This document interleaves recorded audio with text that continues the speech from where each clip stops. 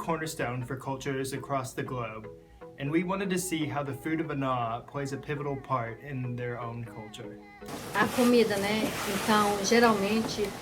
So battery chickens, or mass market chickens, and beef come from the city. The free-range chickens and fish come from the community. A lot of the vegetables come from the community, but some are also from Santarém, depending on what is available. If we get our meat in a butcher shop that packs it all in ice, it's a specialty place for that, so it's not just any meat or low quality. They make sure they bring it in ice that is separate from the ice that is consumed to make sure their ice is kept clean and pure. The vegetables are also packed in that manner. Não, você vai falar do cheiro verde, que é. The herbs are coming from the community, while the tomatoes and potatoes are coming from the city. É porque tem os meninos de apoio, né? There's a group of people or youth that is the support network here. We will go to the families in the community to help provide what is still needed. We knock on the doors and, for example, say we're going to need 6 more eggs because we bought 4 crates of eggs from the city, but it is not enough. Even if we need one of the free-range chickens or 15 tambaqui, we know who and where to get it from. Eu já ouvi antes. From what I have heard, the food we eat now has changed from the past.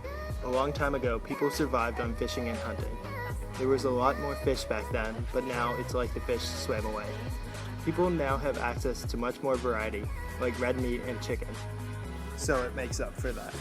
A falar assim, né, que eu, pra mim, assim. I think in past generations, people were much healthier. They may have eaten fewer things, but they ate better.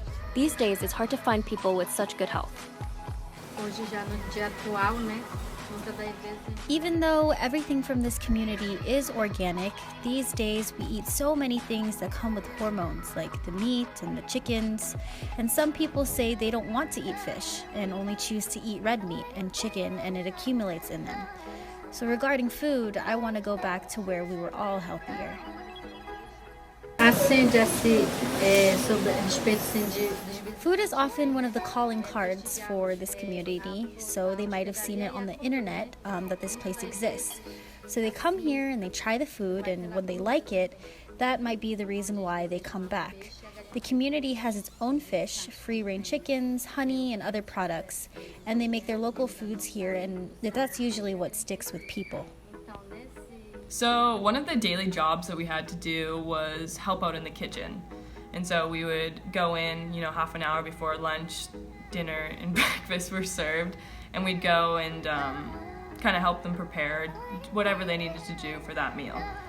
And so food kind of became this mediator between us because we really didn't know how to speak any Portuguese to them, and they didn't know much English, so we'd kind of just start pointing at different foods and being like, oh, what is that? What is that in Portuguese? And they'd tell us, and then so through this interactions, I actually picked up a lot of Portuguese, and they also started picking up English. And so in a way, it kind of allowed us to build a relationship throughout the experience. And I mean, me personally, I feel as though my time in the kitchen was when I got to know the community members the best. So for me, it was a really important opportunity and moments that occurred in that part of my day.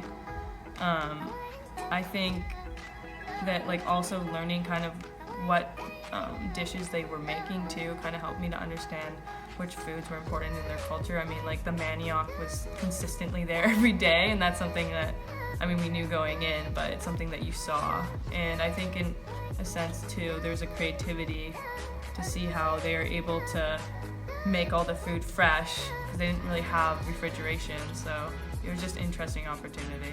Usar o cheiro verde, tomate, cebola e batata. One tradition about food that builds relationships is something called the June Fest. It's a party about St. John. So during the whole month of June, we go to other communities, and everybody serves a different type of food that is traditional to that time of year. We dance and have competitions, and whoever wins gets to host the party for the next community. So a bunch of different Brazilian traditions that we picked up while we were in Ana consisted of eating and showing different signs of respect for each other and for the community members. One of them was taught by one of our professors, Jesse. He told us about the Rule of 32.